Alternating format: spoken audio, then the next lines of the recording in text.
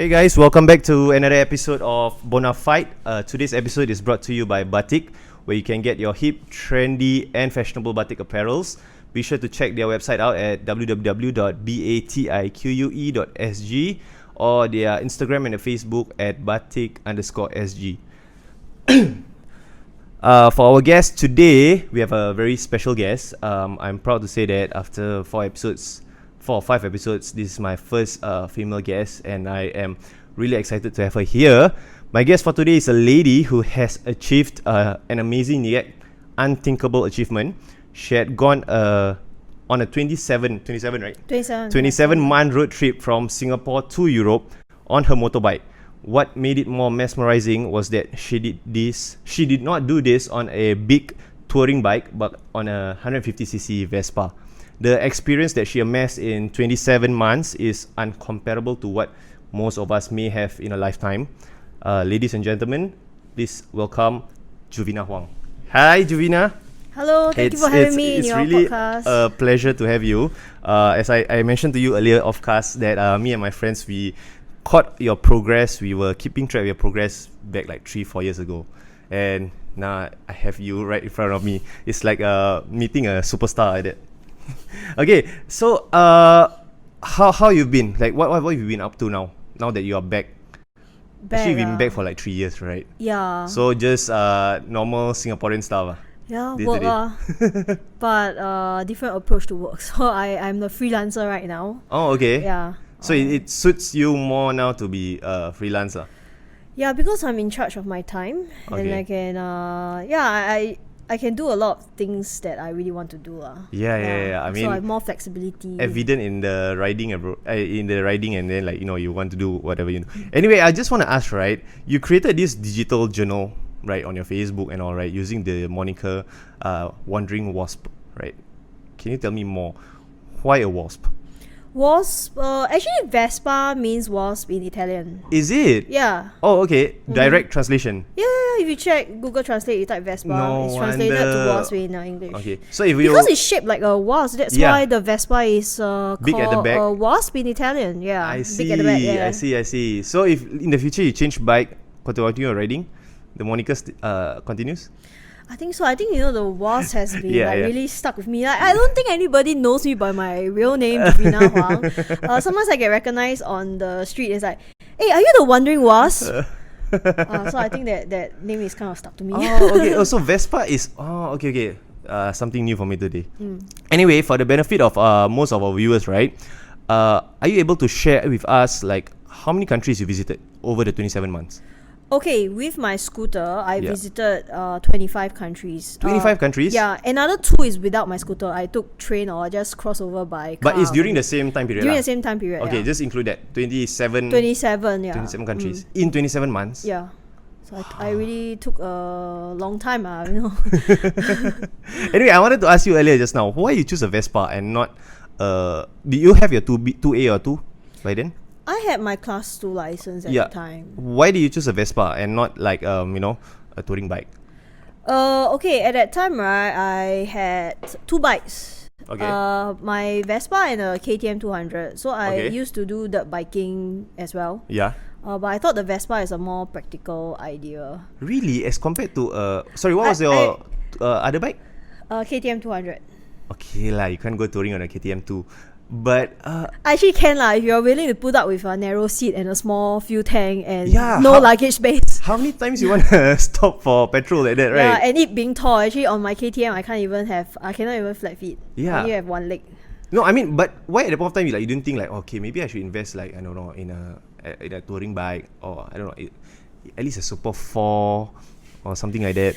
Well, okay, because of this trip of mine is actually inspired by a friend who passed away. He was planning on a trip to China border on a DRZ. With you? No. Was it DRZ? Yeah, no, with another friend. Okay. So just like 1 or 2 weeks before he was supposed to set off, he passed away while driving. Driving? Yeah. Okay. Yeah, so he himself has previously done long trips on really unthinkable bikes. Okay, he pillioned his mother on a DRZ. He pillioned his mother on a DRZ? Yeah, to North Thailand. Wow. And he has been to Thailand on Kap Chai before. Okay. So his motto is the rider, not the bike. So you adopted that lah. It's like kind of adopted that lah. So then after his passing, my good friend and we were talking about why not we do something even bigger rather than just going to Thailand, go beyond that. Say, oh, then what bike? Yeah, just go wherever you have lah. Lawrence said it's the rider, not the bike. Then I was like, true. And then I went online to research. Okay, I have a Vespa. Yeah. They already have many people who have done it before. Correct. Oh, is it? Yeah, they have. As in non-Singaporeans lah. Non-Singaporeans, Italian, and some of them I met them during my trip. Vespa, fellow Vespa riders? Yeah, they have done it before me. So it is possible. I mean, see. a lot of times we limit ourselves to what we can do because, but you need to have also pioneers to, go into uncharted waters to pave the way for the rest. But so these are the people who have done it before, and they show that it's possible. So if let's say nobody has done it before, will you still be as gung-ho? Maybe I would try. Give it a try. I will give it a try. Okay. So of course this decision wasn't like something that I decided overnight. Yeah, I know. So it was like 3.5 years of saving and planning before I actually set off. Right. So I gave myself a deadline. Okay, 2015 I want to go. Correct. At that time, the idea wasn't just me going alone. Yeah. That I have a group of friends. Yeah, I have a few friends who are really, really keen on this idea. Okay. But I think you have like plans on trips with friends, Every right? time. Wow, everybody's so enthused want to JB go. also like that one. Then after that, as draw closer to the set off date, right? And then you see all your friends back up one by one. Yeah. Even as simple as, hey, tonight want go JB? Also from 5 people can become 2 people. What more to, how long were you planning? 6 months? 9 months, right? The initial plan was how many months? I want to go for like 8 to 9 months. Okay. But so you had a group of friends who initially I'm okay 8-9 months. Initially. Oh, they at that time they had to seek permission. They were thinking of looking into sabbatical leave, but apparently sabbatical leave wasn't possible for them. And it wasn't also possible for me. I did ask. Okay. So for I your decided, workplace lah. Yeah, I decided to quit my job. Yeah. But not everybody would want to quit the job because everybody's priority is different. Some they have family, they cannot just do. That's right. Something like that, right? Yeah. Family, kids, school, whatever, right? So everybody's priority is different, and priorities change over time. Yeah.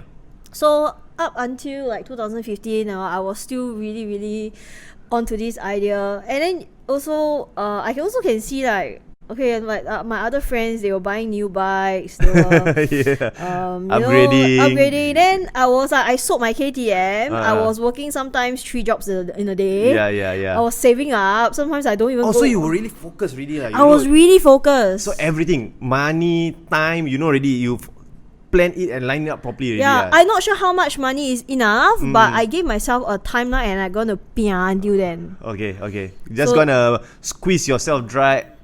All the effort, all just to May 2015, right? Is it? Yeah, so in the end, I come to mid 2015.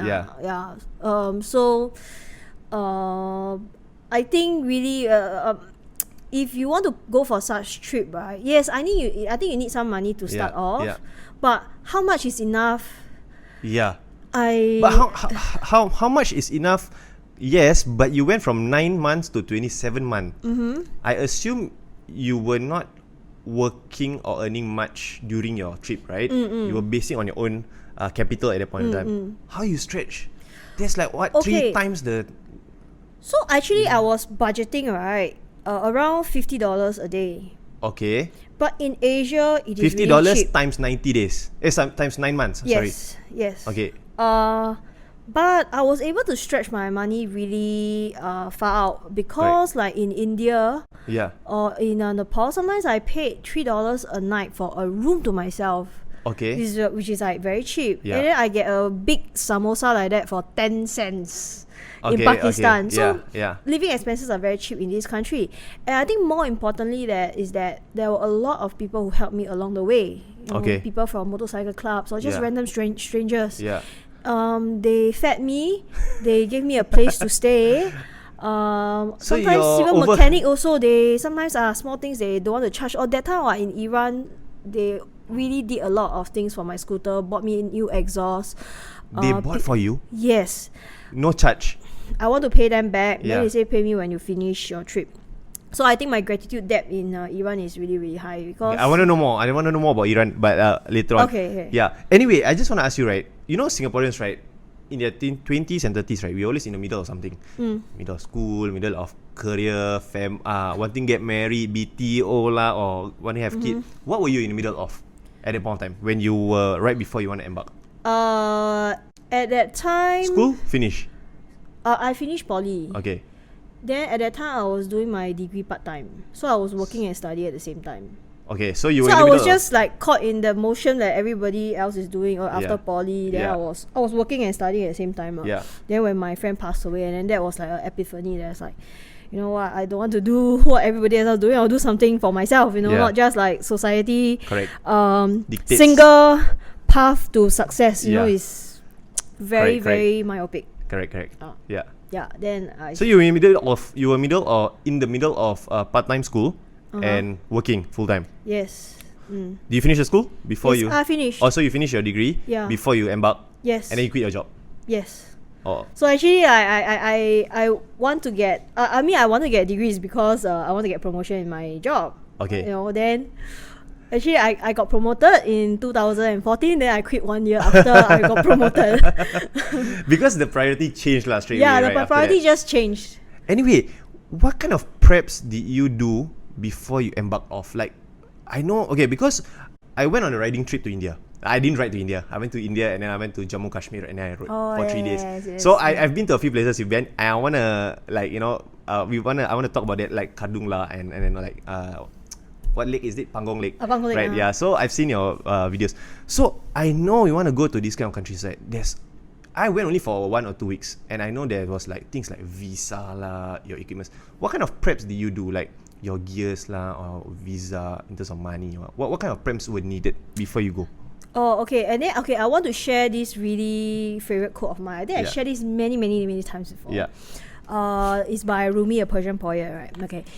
It says, before setting off a journey, never seek advice from those who never left home. Right? So speak to people who have done it before, and not people who have never done it. People who never done it, they will definitely tell you, no, cannot one won't happen. Your scooter cannot survive. Correct. So speak to people who have done it, and then they will able to tell you actually what to expect on the road. I mean, there's a lot of things that is scenarios that's outside the confines of a Singaporean's experience and knowledge. Like for example, if you were to go to Iran, there's sanctions over there. Correct. Okay, if you've never been to Iran, probably you will not know that your credit cards wouldn't work. I see. Right? Okay. So I spoke to people who has been to Iran. Yeah. And they told me, yes, hey, remember you must bring cash in. So Visa, Master, all don't work. No, doesn't. Wow, okay. They don't work. ATMs also? No. No. Okay. So you have to bring cash in. Okay. But there are other ways to get money lah. But it's a very complicated process and it costs more. Because it has to like go through Dubai, then to Iran. Oh, okay. Those remittance kind of like... remittance, yes. So those are cost a lot more. So it's better to bring cash in. Okay. So these are scenarios that you wouldn't have expect. How about things like your expected. gears and then like visa? Like, did you need to actually settle all those before you set off from Singapore? Some I have to settle before setting off, and Yeah. then some I have to apply along the way. Oh, okay. When you reach country A before going country B, Then you I'll apply for the first next country. Oh, So okay. all these information also I get from people who have done a similar trip. Like my shifu, I think back in 2008 there was also another Singaporean couple who rode around the world African on a twin, is African it? twin, yes. Okay. So I learned a lot from them. So Okay. when they Oh, said, you met up with them? yeah, they are my like shifu. They are my friends right now. So, Okay. But back then, not friends yet lah.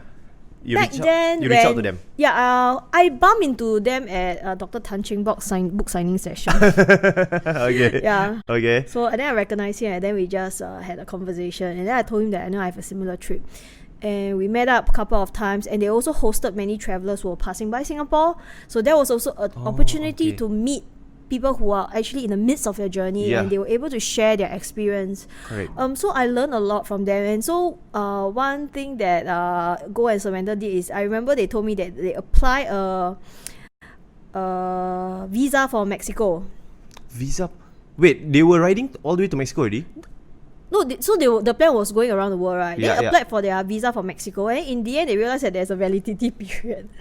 Oh, they applied from Singapore. Yeah. Okay, so okay, it doesn't okay. work when Correct. by the time they arrive Correct. there. So you don't know about all these little things because Singaporeans, we are so lucky in the sense that we do not need visa for so Most many countries, countries. So you don't know what entails in a visa. So there's validity period. So you need to enter the country within this time. Yeah. So there's no point applying for certain visas. Quite expired already, by then? Yeah, by the time you reach there, expire already. You need to apply again. Yeah. And then there are some countries whereby you need to apply the visa in your home country. You cannot apply along the way. Like for example, Pakistan visa. Okay. Yeah, so before I set off for my trip, I applied for my visa until Pakistan. Okay. Yeah. Because I read many accounts, like now with social medias, you are able to follow journeys of so many of these overland travelers and know what the problems they encounter. So you learn from them. Yeah. So I had to apply in Pakistan, the visa, but usually when they issue the visa, the validity is only for 3 months. Wow, okay. So I don't think I have enough time to rush that within 3 months because and you I must have apply other when things you're in planned. Singapore. Yes, I must apply in Singapore. So in the end, I had to write a letter. I said that I'm traveling by land. So can you please make an exception? With my visa application, I wrote a long letter to them. Okay. Say give me 6 months validity. I'll appreciate that lah. Then praise their country, Then after that I got it. So is it? Yeah. Wait, how would they know that you applied in Singapore and not like Malaysia or Thailand? Is it must get from the embassy? Yeah, so or it's not online? So let's say if I were to apply it in India, they'll see that you are not from India. You have to process your visa in your home country. So they reject But it's all digital, right? No. Or yours you was have to go to embassy. Oh, okay, okay. So and I also met an Australian couple. They were doing that trip at that time. So they were in Thailand for quite some time. Where did they start from? Australia. So they had to ferry Yeah, ferry. Okay. To Indonesia and all. Okay. And so they actually were staying in Thailand without a passport for quite some time because they send their passport back to Australia to apply for Pakistan visa. But it's risky, you see. Yeah. And some countries they do not allow you to send passport out of the countries. So the passport go back and then after that apply, but their physical self are not there lah, right? Yeah. Okay. I mean, it's possible, but it's dangerous. And I know also this Russian traveler, he has 2 Russian passports. So you can travel with one and the other ones send back to apply for visa. So these are ways that you can mitigate around, the visa issues. Okay lah. I mean, as a Singaporean, I think the risk is super high lah, right? To do these kind of things, but I'm not sure if you can probably try to apply for 2 passports from Singapore from ICA. Has it been done before? I'm not sure, but I know there were people who hold 2 passports for business reason. So like this guy, he actually has business dealings with Israel. Yeah. So if you've been to Israel, you cannot go to a lot of countries, right? So correct. he has 1 passport for Israel and 1 passport for the rest of the world. I see. So for him, he has 2 passports, so it's possible. So I'm not sure if you can actually try to request. Maybe they'll concede. See lah what the ICA say lah, right? Yeah. Anyway, initially, right, before you embark, which countries? How do you plan your trip? And which countries were you like thinking of covering initially? Okay, there are a few countries that I really wanted to cover. One of them was India because of Manali Leh Highway, the Biker's Paradise. Because I think I watched quite a number of Bollywood movies, then I was like, wow, this place is beautiful. I really want to visit there. And it turns out to be Biker's Paradise. It's like a pilgrimage trip for a lot of Indian bikers. So I want to go to there, and also I want to go to Pakistan. So I was following this guy. He also rode from US back to Pakistan on I think a sports bike, a Suzuki sports bike. US to Pakistan? Yeah, so he had to ship at some point, the bike at some point. Wow. Moin Khan, that's his name, and I met him by chance in Pakistan. So I saw him riding a Vespa. That time I was touring to north of Pakistan on a Vespa, and it was like passing by all these beautiful majestic mountains and this lake called Atabat Lake. Oh, that was like one Atabat Lake is the one that you put your my scooter on the boat, and then very picturesque. Yes, is it that one? Yes, that's the place. Oh wow. So I was like, okay, I want, and I found out, okay, Karakoram highway that goes to China. It's like, oh. Oh my god, that's a very historical yeah, it's route, part of right? the Silk Road. Right. Yeah. It's like Marco Polo times, Right. Karakoram. Yeah. And it is along the highway. You can just like see lots of signs of the historical past, like all these gravings on the rocks. Okay. And all in different languages. I saw like Chinese words and all. But there's no civilization right there. It's just there is civilization. Okay. So that was also Pakistan. I want to go. Then I thought I want to go to Central Asia, but if I want to go Central Asia, I have to pass through China, which requires a guide. Oh, is it? Yeah. Okay. Yeah, China. And the guide is like $100 a day. How far must the guide follow you? From where you want to go to where you want to go. So if you were to enter from Laos, if you want to go all the way to Pakistan, okay, I don't know how long that's gonna take you. Maybe 2 weeks or so. Then you have to pay for 2 weeks guide. If you leave from Pakistan and go all the way to Kazakhstan, which is I think 4 days, pay $400. Then the guide will ride with you. Yeah, they will support vehicle. I see. So as long as you are a foreign vehicle in China equals to you must have a guide. Yeah, and then you need there's a lengthy process to enter China with your vehicle. Yeah. Even like getting their local driving license, and there's an age limit. You cannot be above, I can't remember what's the age limit. Yeah. So the route that you plan were mainly based on the countries you want to visit lah. Yeah, and also budget and how much bureaucratic red tape that I want to go through lah. I see. So China was quite a turn off because of the cost, and for me the idea of riding on my scooter is I want to save costs, right? Okay, not just to save costs. I want the freedom to go anywhere I want. Yeah. I don't want to follow tour guides. I see. So rigid. Yeah, like I pay someone to bring me around. I have to follow where they want me to go. Right. Yeah. Then it'd be like it defeat the whole purpose, right? Yeah. So for Myanmar, actually, I have to follow a guide. Oh, is it? Yeah, because actually Myanmar, right, only start opening up to independent vehicle travel only just a year before I set off. Okay. Before that, my shifu, right, and many other travelers, they had to ship their motorcycles from Thailand, Bangkok to Kathmandu, Nepal. Also to cross over Myanmar. Yeah, because Myanmar cannot cross at that time. Okay. So I was like, probably maybe like when I started my trip, Myanmar was just open only for 1 year. That's all. Okay. Yeah. But they had a rule lah, like there must be a guide. Yes. So you went in from where again? Thailand to Myanmar. Yeah. Then you exit Myanmar to Northeast India. Northeast India. So that whole duration you had to be with a guide. Yes. Which was how long? I took the 9 days 8 night tour. So some people they have done it in 4 days, which is very rushed and you see nothing. Yeah. So it's just everyday riding. How much was it, the guide? I think I paid around $800 for that 9 days. So there is accommodation included. Oh, okay. But petrol, no, you cover yourself. Food, only breakfast. So they were in a what? In a safety car or in a bike? So I have to follow a van. So actually I share the cost with a group. So you know, the more people that are in a group, the lesser the cost, right? Oh, so it's not per bike, it's per group. No, so I myself, my group of 10, so each of us pay $800. Oh, each person $800. Okay. Yeah, so but if you solo also, you still pay $800. No, you of course have to pay more because you have nobody to split the cost with. Oh, okay. So for Myanmar crossing, that time I had an Indonesian friend who was also planning to ride to Europe. Yeah. So he was the one who arranged for this group and then I joined him because our timeline seems to coincide with each other. And then there were also Australians, French, Indonesians, so you see German. plenty of these bikers on the road. Yeah, actually it's not very uncommon. Oh, is it? Yeah. As in what? Do you all happen to be like bikers?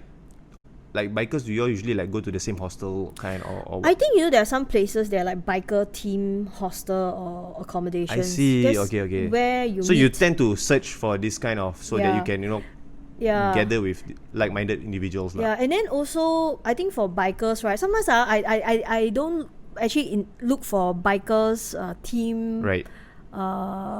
Hostels, but I do encounter them because we always if you have your own vehicle, you will want to find a hostel with safe parking. Correct. Yeah. So that kind of limits the other kind of hostel. Yeah, already. correct. So I remember I was in Georgia. There's this place called Freedom Hostel. Okay, nothing biker about it. Yeah. But when I entered, I saw 2 China plate motorcycle that was ridden by a Polish and a Dutch. They rode from China. They're going back to Europe. Oh, okay. Those are small bikes or big bikes? Small bikes. Oh, okay. 125cc. So it gave you a bit of assurance, huh? I Did mean, you give it? Was it like assuring for you? not just Australia, just like, oh, good to find another 2 more bikers lah. Then we can exchange information. Sometimes it's very useful. And when I was there, I managed to get information on border crossing into Turkey because this town is just not too far from the Turkish border. Yeah. Then the Dutch rider was like telling me, today I went there and then I actually crossed the border. Then I had to buy insurance, but the insurance booth was closed on a Sunday. So he was So he had to come back to the hostel and stay. Oh. So how long already he ride? How many? A few hours? Like around 30 kilometers. Oh, okay, not so quite near far. Yeah. And then he say, okay, only remember you need to pay only 25 lira. Don't make sure you don't pay anything more. So I get all this information from him because he tried to cross the border that day on a Sunday. Yeah. So I was like, oh, that's useful. Then then the next day I crossed. Anything more will be trying to cheat you right? Yeah. Anyway, you went to countries like Myanmar, India, Iran, Pakistan. These are countries where the proficiency of English is not very high among the people. How was your communication? Okay, actually, India and Pakistan, because they are former British colonies. Yeah. It's not difficult to find people who can actually speak is it? English. Because the route that you went through are not really like the major cities, right? You went through really like some like their kampong. Oh yeah. Or like, if you go to the outskirts, you don't really find anybody so who can speak English. How's the communication? Chicken and duck kind of? Chicken and duck lah, hand gesture, or if I have internet then use Google Translate or. Okay. But at least I learned how to ask where's the toilet lah in a language. If not, I don't know how to gesture. I want to go to the toilet to them in their language. Oh, so you were very quite dependent on your what's it called, device lah, to help you with the communication. But yes, sometimes. I remember when I was in Armenia, I managed to find air mattress repair kit without speaking a word of Armenian, English or Russian. I take my air mattress repair kit and then show the hole. I say. And immediately he understand. Yeah, he then understand. Then he gave me an address. Yeah. And then I was like, okay, I don't know what's there. Then I use my Maps.me. Then I show him where, like here. Then he look. Okay, then we put a pin there. Then I don't know what is that place because everything is in Armenian. Yeah. So I don't know where am I going. Yeah. So okay, I just follow. Okay, go to that shop. And it turns out to be a shop that sells like a warehouse market, a wholesale market. Okay. So they sell a lot of things. Yeah. And then again, I went around and asked with my air mattress. And then I got directed to a shop that sells inflatables. So successful lah in the end. I managed to find a repair kit, but it's not the actual thing that is for air mattress, but it is used for those floats. So it's good enough in the end. It's good enough. And all just by hand gestures. Yeah, and drawing. Oh, that's amazing. That's amazing. Then how about the other countries? Like I don't know. Okay lah, Myanmar you had a guide, so it was a bit easier. Yeah. Right. Which country you had the biggest difficulty in communicating? Yeah, I would say like Armenia and Georgia. They speak their own language, Armenian or Russian because they are former Soviet Union countries. Georgia also, but in the big cities usually you can find educated people, so they learn English. Iran also can be quite challenging, but I realized that Iranians, a lot of them, they are eager to learn English and speak English. Okay. So like people are trying to help me, right? Then he cannot speak English, then he managed to somehow drag someone who speaks English and try to translate. Wow, that helpful. They are that helpful lah. Yeah, Iranians are very helpful. I just stopped only. I was actually supposed to leave the town, and then this gentleman came over. He initially thought that I was a guy. I was like, sir, he was like, how I help you? Then he was like trying to find the words, but he's not very good in English. Say, you stay here, my home. Then I was like, oh no. I said I need to go somewhere, and then because I already stayed here. I'm moving to Shiraz to meet my friends, and then he managed to get someone. I think there was someone who passed by. He can speak English, so he helped me translate. I say, oh no, I can't stay today because I have plans to meet my friends in Shiraz, so I have to go. I said I don't say thank you very much. So he was like, okay. So it's like, I think for Iranians, you just need like eye contact with them, and then you just strike a conversation with the people. I assume these countries in Southeast Asia, right? A lot of them are super friendly, right? But how do you take it the first few times? Were you skeptical? Okay, so I know friends who have been to Pakistan, and like the Singaporean couple, actually one of their favorite countries is actually Pakistan, and I also have the same sentiments, and they told me of their experience. So I kind of like expected that. I mean, if I've never spoken to Go and Samantha, I wouldn't have known that Iran is Iranians and Pakistanis are so friendly. But when I went there, I think the friendliness was more than I've expected.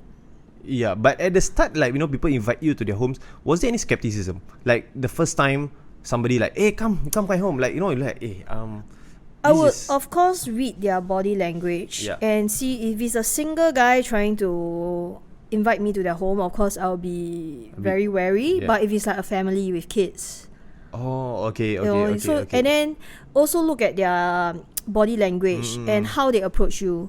Like for example, sometimes they are if they are really really pushy, then there's also like a red sign. So if they really want you to feel welcome and happy, right, they will respect your decisions. Like correct. You don't want, so they will say when you want, you can I give you my number, anything you contact me, things like that. But if they are very pushy, like, oh, today you must come, then there are instances like that. Okay. There are. So I mean, on our part also, we have to be a bit more vigilant and read this kind of like social cues from people, right? Yeah, and I think you should trust your gut instinct. I don't know how to explain that, but sometimes when you see someone, you're in a certain situation, you just don't feel good. That feeling that you have, that feeling, right? We see the person and you're like, no, I just don't feel comfortable with him. Then how you stay communicated with your you had a phone, but you went to so many countries. Did you like keep on changing SIM cards, or you had like one Singapore SIM card that can work everywhere? So with your family all? I still carry my Singapore SIM card, but it's only for a banking purpose. Okay. That's all. OTP, I don't all use this it. For the OTP. OTP, all this, I need to transfer money or things like that. But usually most of the country I buy a SIM card. Also, it depends on how long I'm staying in that country. If I stay in the country for long and it's cheap, then yes, I will buy a SIM card. But like in Europe, I didn't buy a SIM card because I was changing countries every now and then, and it's not cheap. So I didn't really have any SIM card. So or mobile data was so you just were banking on Wi-Fi only lah? So I go to petrol station, and then they say, you can sign in for 30 minutes of free Wi-Fi. So those times that I'm actually online that are very important is to help me like find a hostel or connect my host in the next town and things like that. So I don't really have the luxury to update social media, take instant story all the time. Have you ever been lost and you don't have any communication? A lot of times, because like you were supposed to meet, I don't know, go to a hostel or what, right? And then you didn't buy SIM card, you got no more Wi-Fi. I didn't have a smartphone for 2 months. What happened? I traveled without a smartphone. It was damaged in Georgia during a heavy rain. So this wasn't the Singapore phone lah? It was my only smartphone. Also, I have a stupid phone, a Nokia stupid phone. That's only for my SIM card, just to receive SMS. That's all. That is a Singapore SIM card? Yeah, SIM card is for the Nokia. For OTP, all that OTP, that's all. Then my actual smartphone is for the local SIM card lah. And then my smartphone GPS, all that is in that phone lah? Yeah, I don't have any GPS, so I traveled without GPS, traveled without WhatsApp. I didn't use WhatsApp for 2 months. Wait, so your map, what do you use? Your phone? Phone, map? Phone map, which got damaged lah? Yeah, so it was a very interesting experience lah. So I had to ask for direction. Yeah. And I sometimes had to borrow phone from others. Yeah. And really, a lot of times, people see me lost on the road. sometimes they kind of approach me Yeah. and direct me to a place. So I had this notebook, right? So I still have my laptop. Oh, So okay. normally the day before I was supposed to go to the next town, I Yeah. will take out my laptop. Yeah. Okay, plot where I want to go, and then I will draw it on this notebook. So All you the draw street the name. name. Yeah.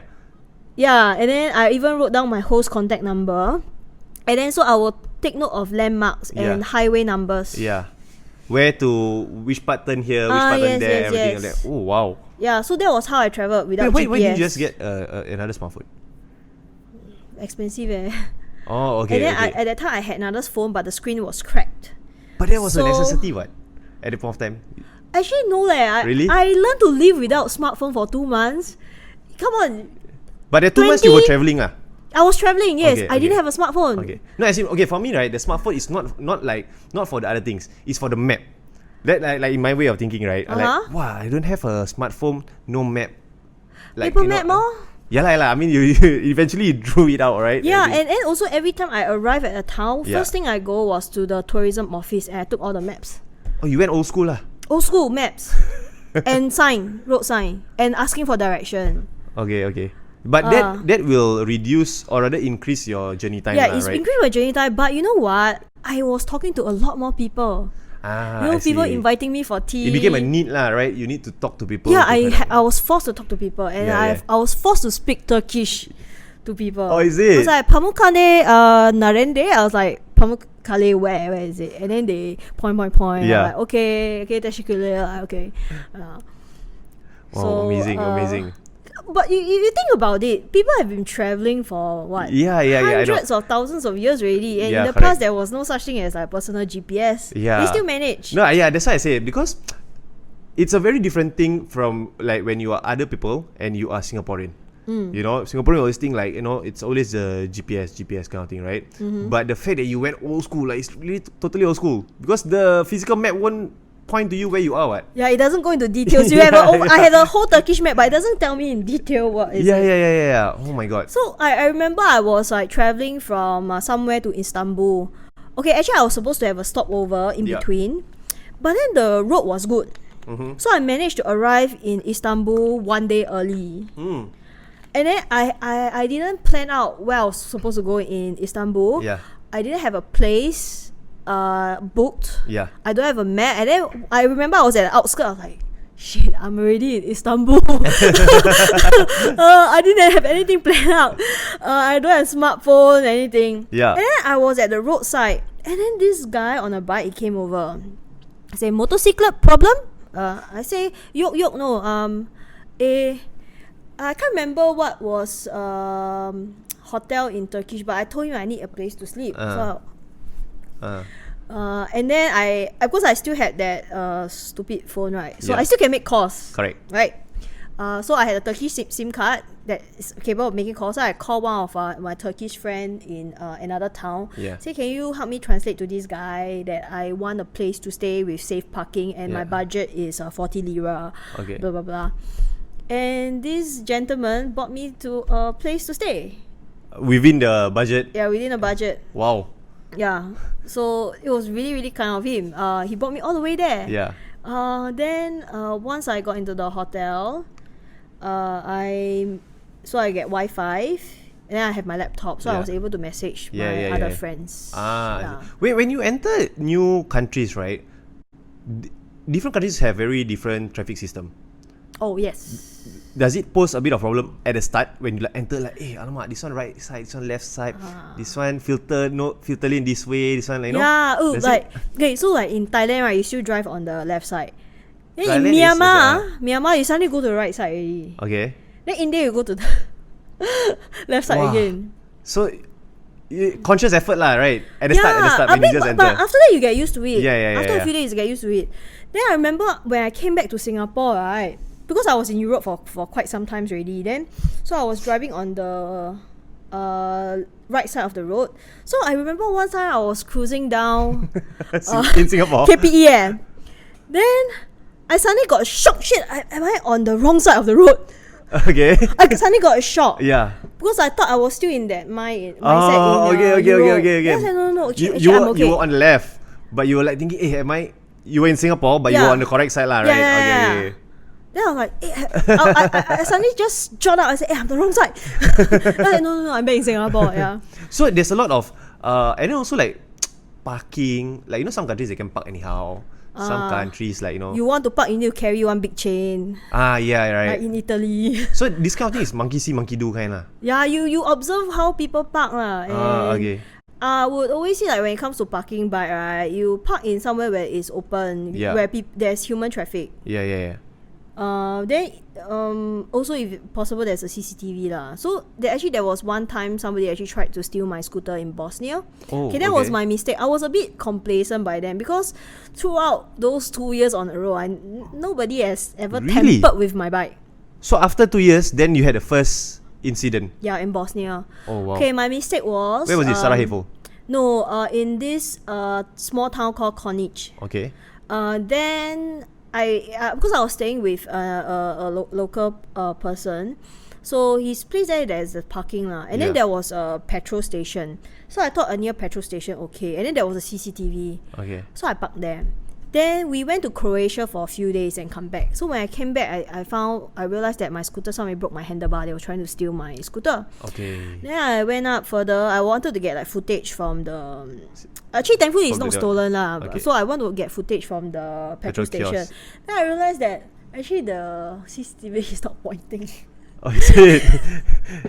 There's a CCTV, but it's not pointing to your bike. Oh my god. So I was a bit complacent because 2 years nothing happened. And then I thought Konic is a small town. Nobody want to touch my scooter. Because usually I'm more cautious in the big cities. Correct. Because big cities is where people really will steal things. Yeah. Like I went to like small villages in Pakistan. I leave it there.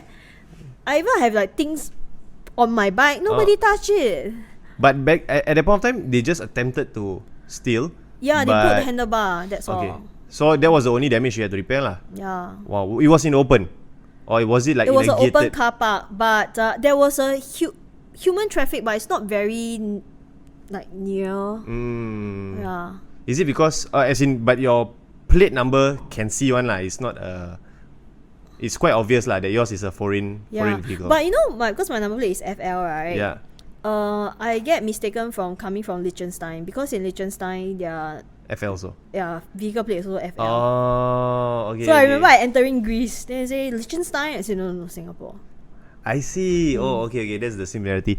Anyway, just now I told you right before we started that I've been to India. And like I've rode through some of the roads that you went, like Kadungla, I think one of the highest motorable pass, and then also Pangong Lake, right? And I think that was one of the best trips of my life. But I only did it for 3 days, no. And so where you started from? Leh. Oh, you started from Leh. Yeah, I started from Leh. You go around the. So I went Leh, then after that I went to no, I didn't go Kadungla first. What's Changla Pass? Changla Pass, yes. Changla Pass, get to Pangong, so you need to pass through Changla. Pangong, right? Yeah. Then Pangong, I went to Nubra Valley. Oh. Yeah. Oh, that one was also awesome. We rode through like a sandstorm. Ooh. Yeah, that one also. Yeah, for like a few kilometers. And then after that, we went to Nubra Valley. Going back to Leh was what's it called? Go up the Kadungla. Funny thing. So people at Leh, right, they were saying like, oh, you go to Pangong Lake, 5 hour. They just say like that. Yeah, 5 hours. Slow, also 5 hours. I say, okay. You know how long it took? It took 11 hours.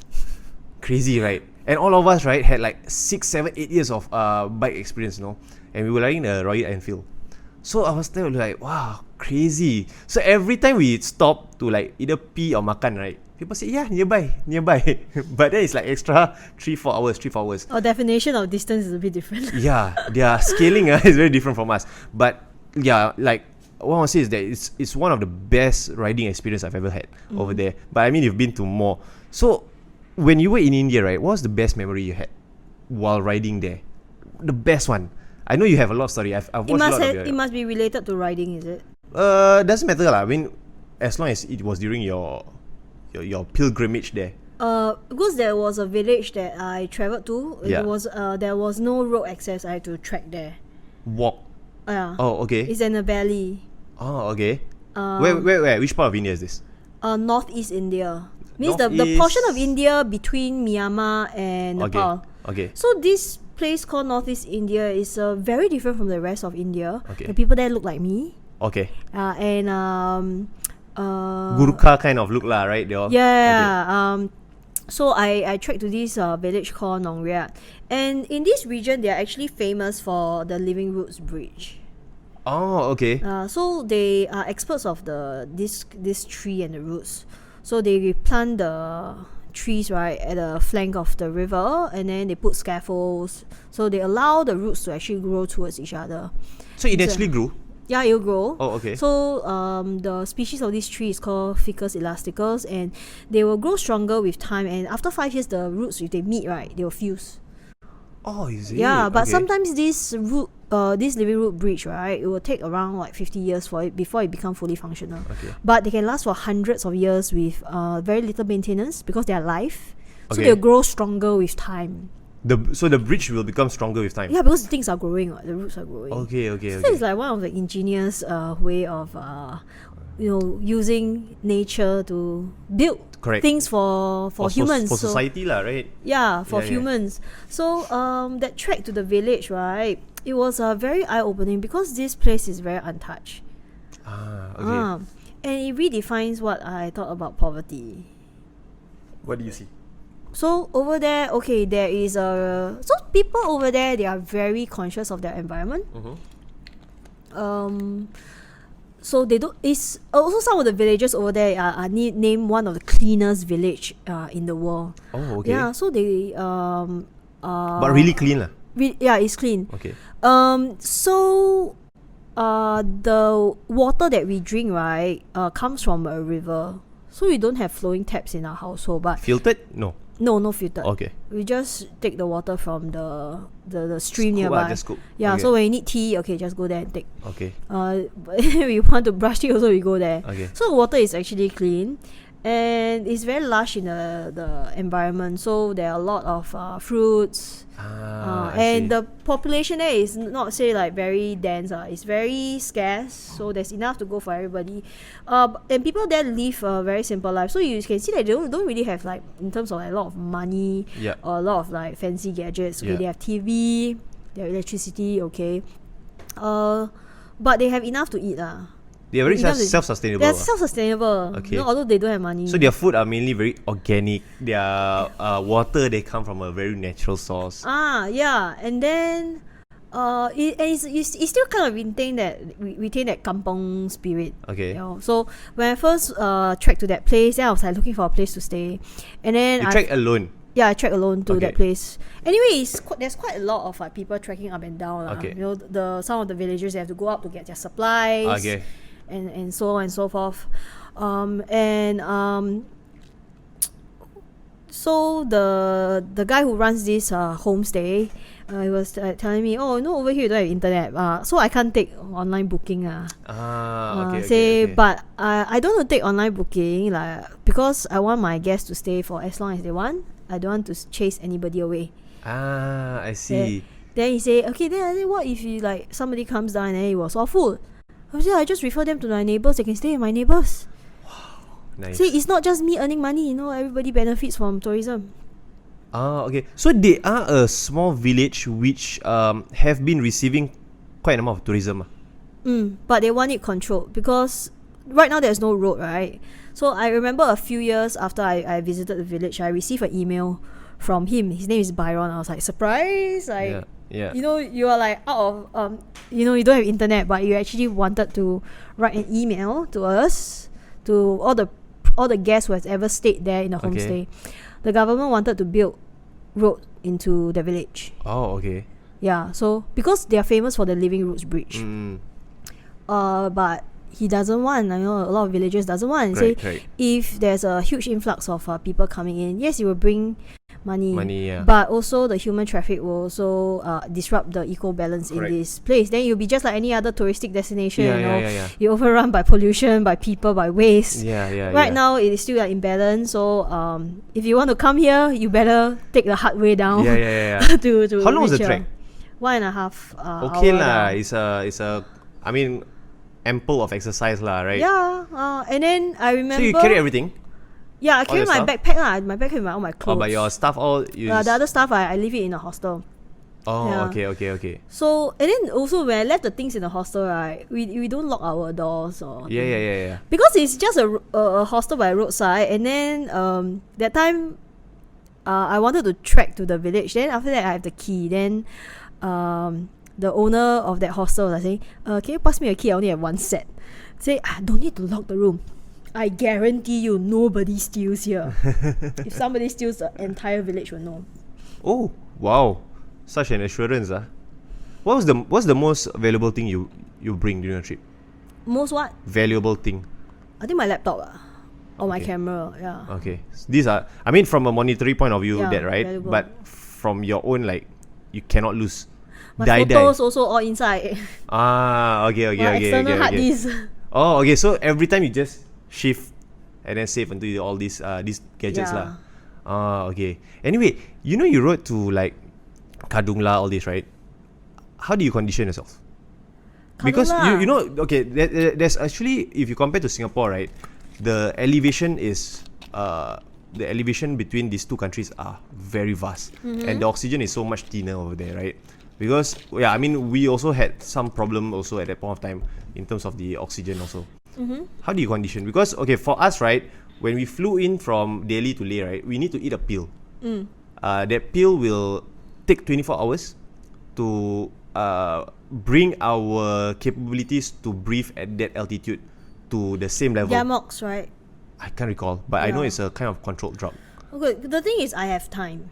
I Yeah. have time to acclimatize. Yeah. So I started from lowlands.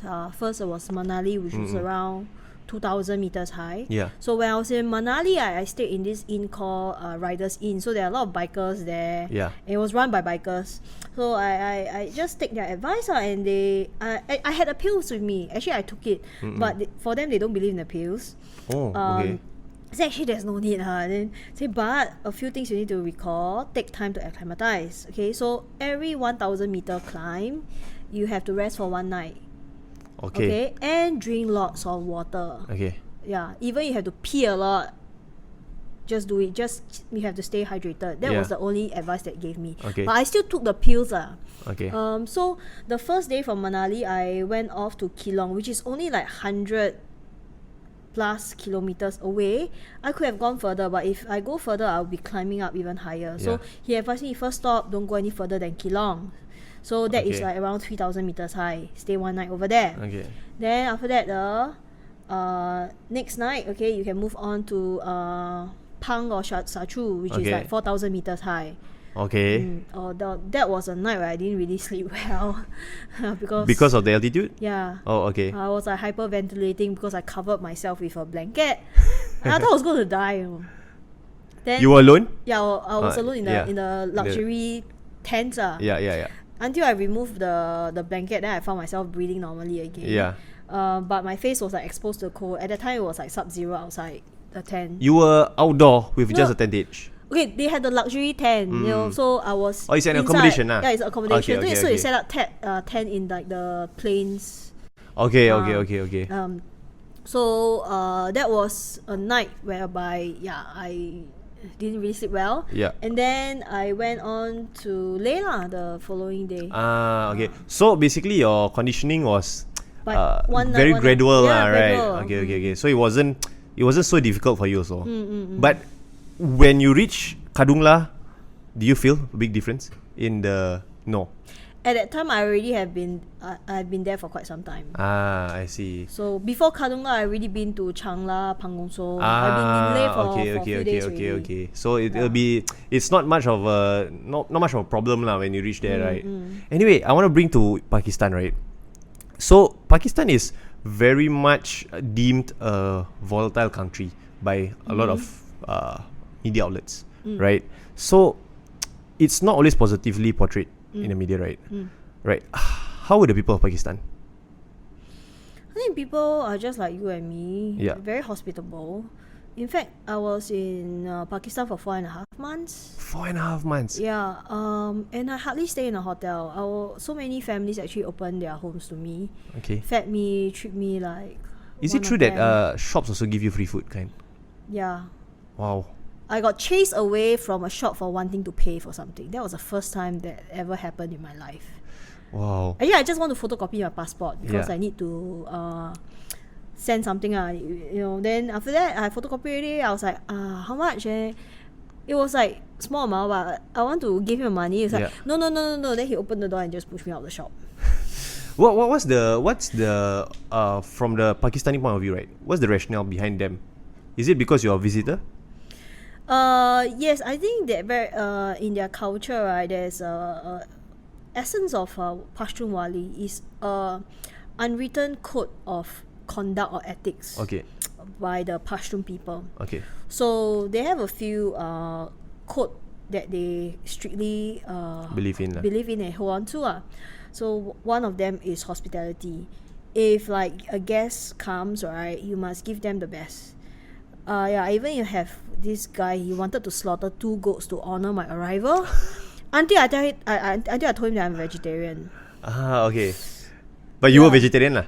Yeah, I was a okay. vegetarian. Okay. So it was like, this is the extent that they will actually go to please their guests. Wow. So, and sometimes, right, I see that they do not have much, but they are willing to take in a stranger and like feed them and all. Was it overwhelming for you?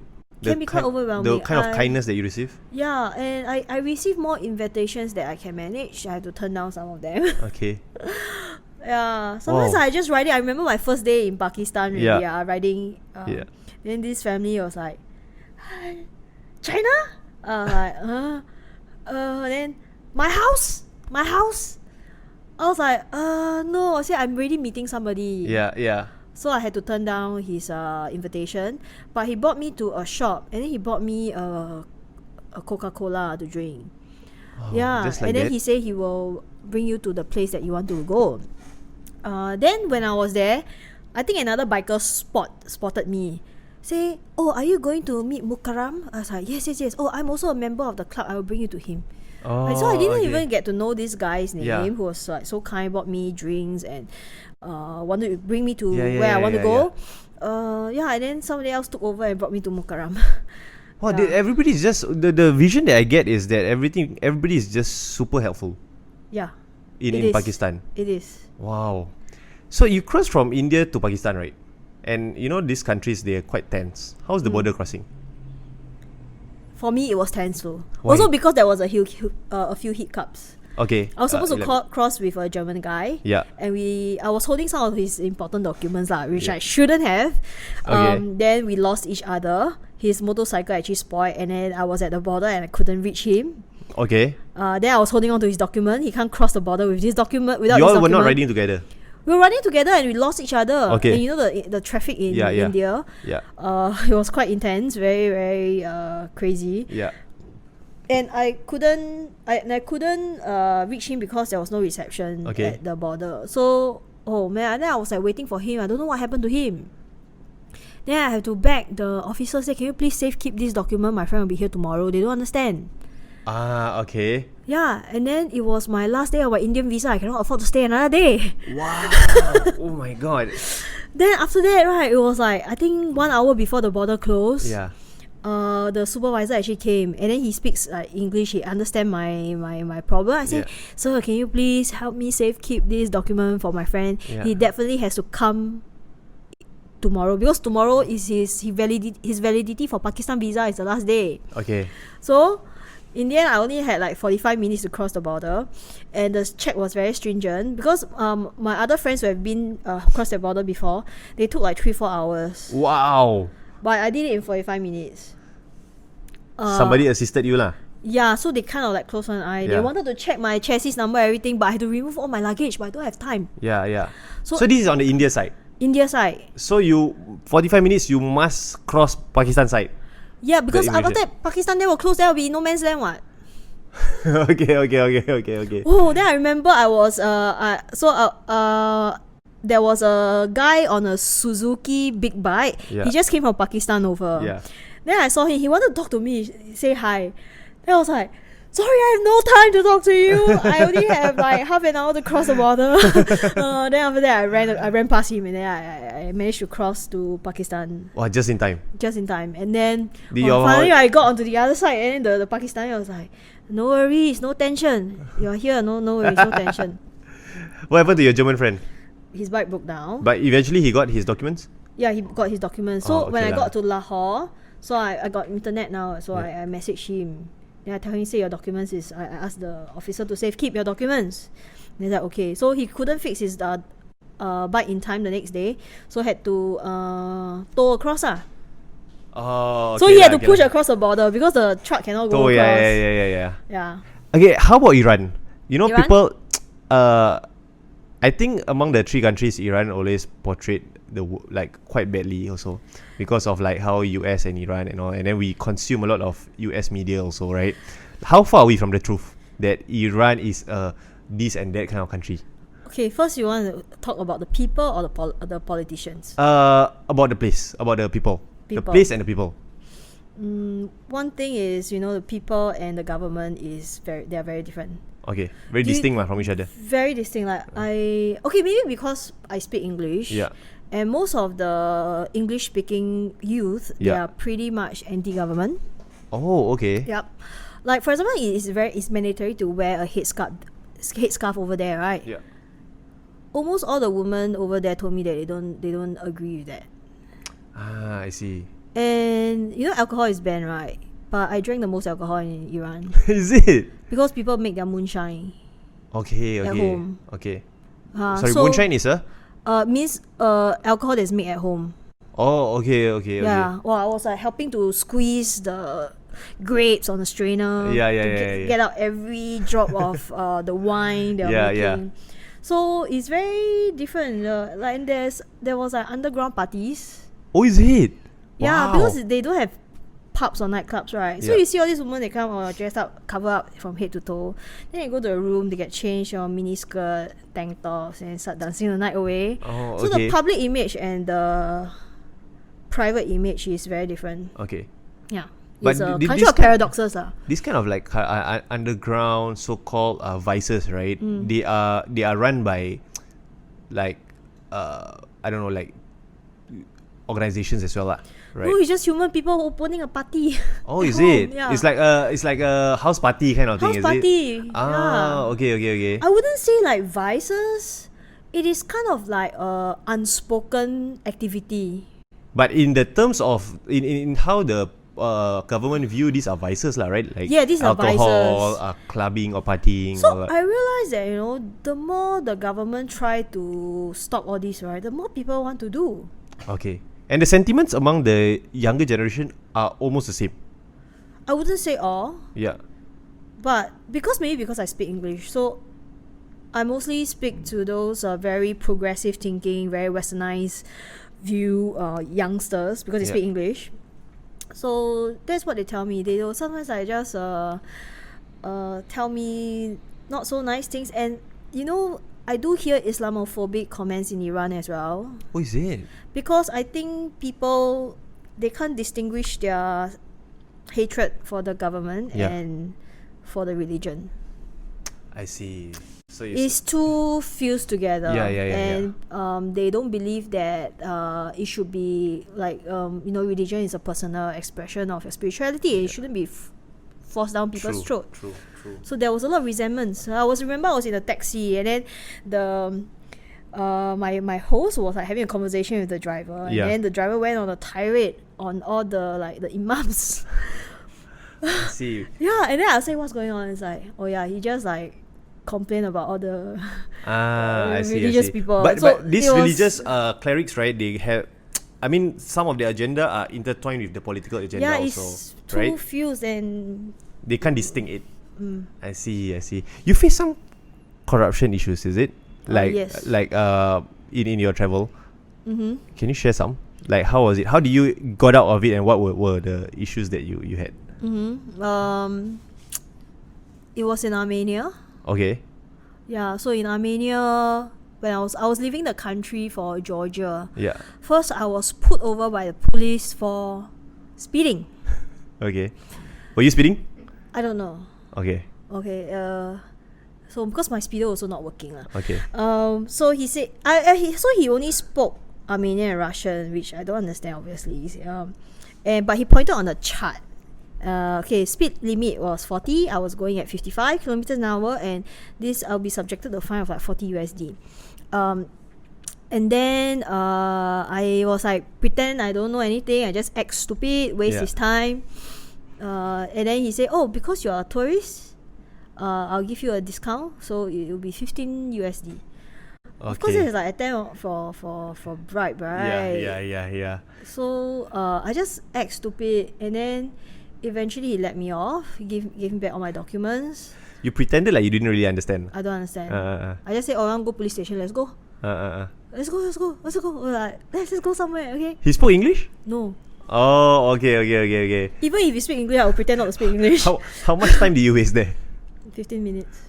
He gave up on you lah. Yeah. So I also was waving to people who passed by also. Oh, okay. So I saw car, I was like, hi. Then I saw another biker pass by, and then this bike was with a German number plate. And then it was this lady. Oh, I was like, cool, man. Then she's pulled over, and then she asked me, can I help you with anything? So I think the two police officer was like a bit puzzled, like, why am I talking to this lady? And then I told the lady, oh, actually it's nothing. I'm just trying to waste these two officers' time. They were trying to get a bribe from me. So I just warning you, that be careful lah. Just be careful. Yeah. Yeah, so no worries, you can get on with your journey. You're just trying to waste their time. So I just waving to people. So you all were having a laugh about it lah. Yeah, she's like, so there's nothing I can do, right? I said like, no, you can just move on. Okay, just give you a heads up what may happen here. Then she just went away. So that was the rare few times that you had lah. Yeah. Oh, then after that, 1 or 2 hours later, I arrived at the border again.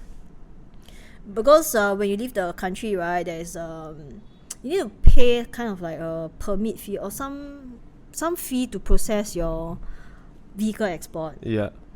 So I paid for amount that was I didn't get a proper receipt for that. Okay. So I requested for it, and then he just when I request for it, then he give me back some money, then bring me another pathetic receipt, which is like I don't think is legit lah. So actually I kind of like argued with him, over the language barrier. I said, no, what's this for? And the attitude was very bad. They were just playing on their phone, things like that. Okay. At that time, I was like quite sick and not feeling well, so I actually tried to leave. I just kind of like gave up already. I went to the passport immigration there. So that was the last point before I leave Armenia. Then I saw a poster over there. It says like giving or taking bribe is a crime. Yeah. So I took out my phone and I took a photo of that poster, and the passport officer asked me, problem. Then I again, big problem, the receipt. This is no good receipt. I don't know what I'm paying for.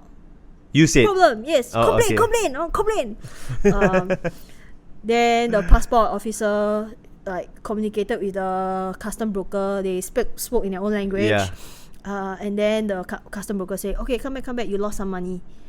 So they gave me back most of my money. So in there I like paying like $40 over to like $5. Yeah. But I still like complain what's the $5. But then after that I gave up lah. Oh, so they were trying to so-called like cheat you a bit lah there. Then I realized when I was at the border crossing, then there was someone who was like in the passenger queue. He saw my scooter. It was like told me the same thing.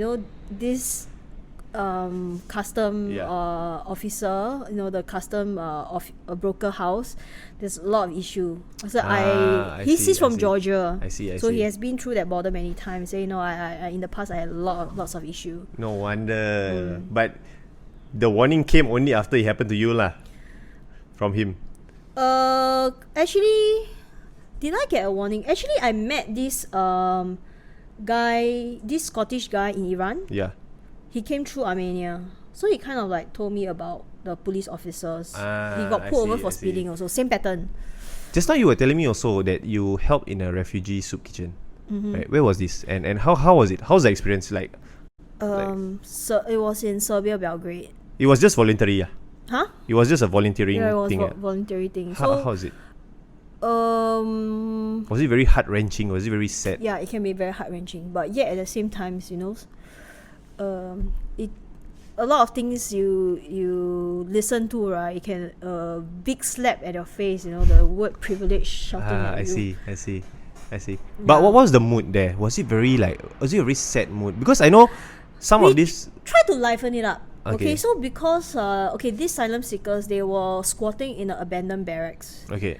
there was no electricity. So this organization called No Name Kitchen, besides trying to feed them every night, we also try to liven up their spirit. So we bring generator so that they can charge their handphone. Okay. Because that's the only way they can communicate with their family back home. And also just, entertain. Sometimes they have dance. We put speaker, correct, just liven up that gloomy.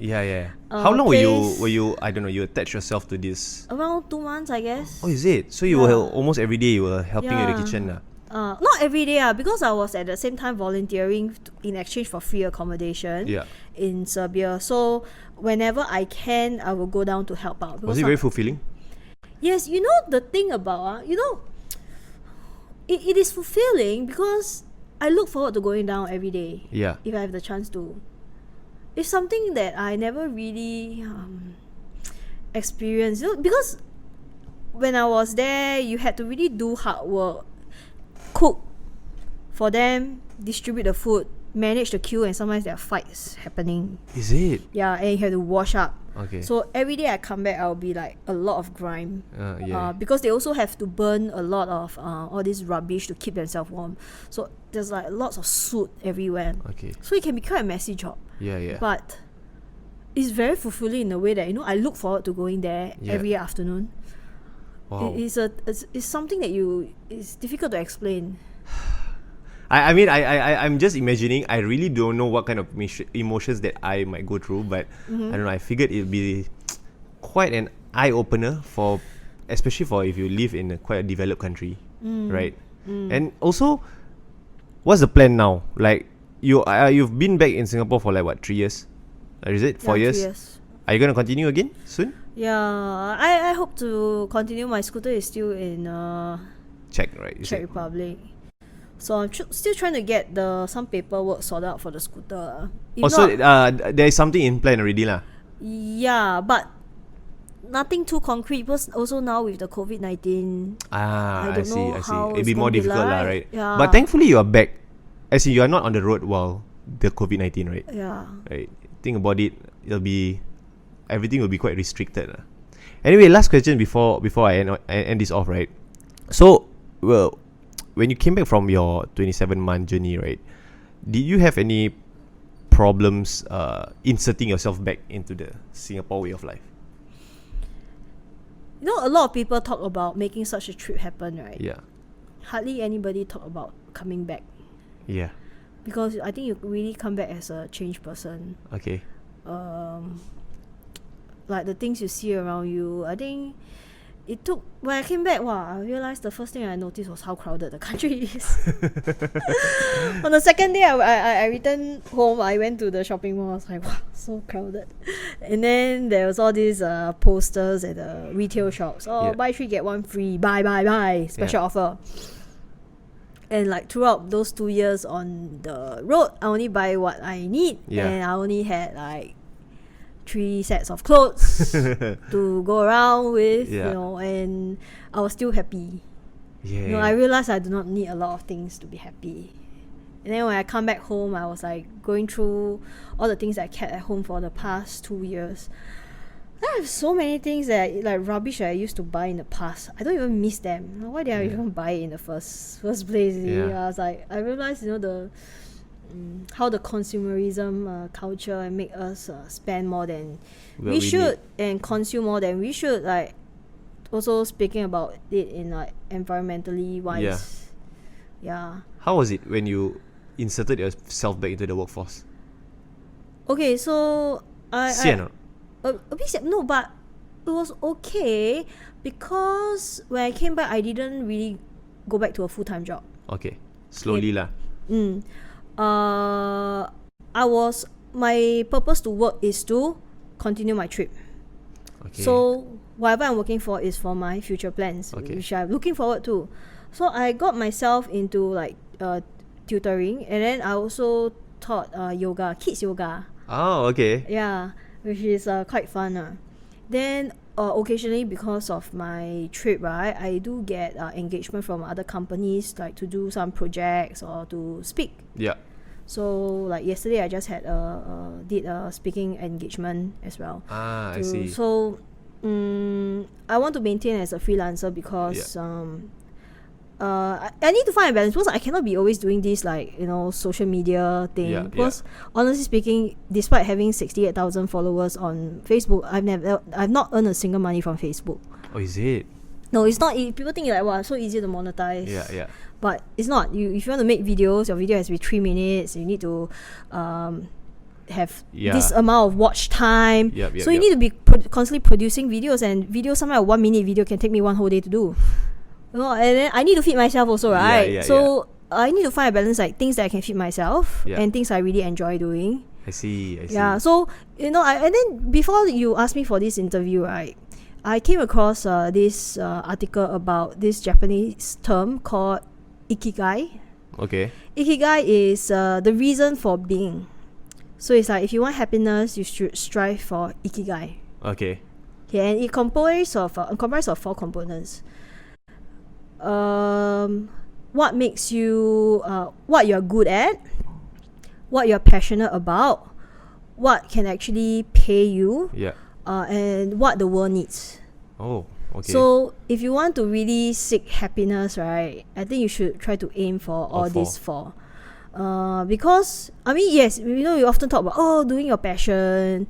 You need to do something you're passionate about. But if it doesn't fit you, it doesn't give you a roof over your head, you're also going to be suffering. Yeah, that's right. And then if you don't do things that you think is like the world needs, is meaningful, then you may find that whatever no contribution to society you don't feel useful. And when I was volunteering in Serbia, I think that was the part that made me look forward to going down every day. Okay. And it really makes me happy. Yeah. To talk to people, to know that, let them know that, despite all these gloomy situations, there's someone who cares. Yeah. And then doing what you're passionate about. Because if you hate what you're doing, then you can't wake up properly, right? Yeah. Wow. Before I know, right? Can you just inform the viewers or the listeners, right?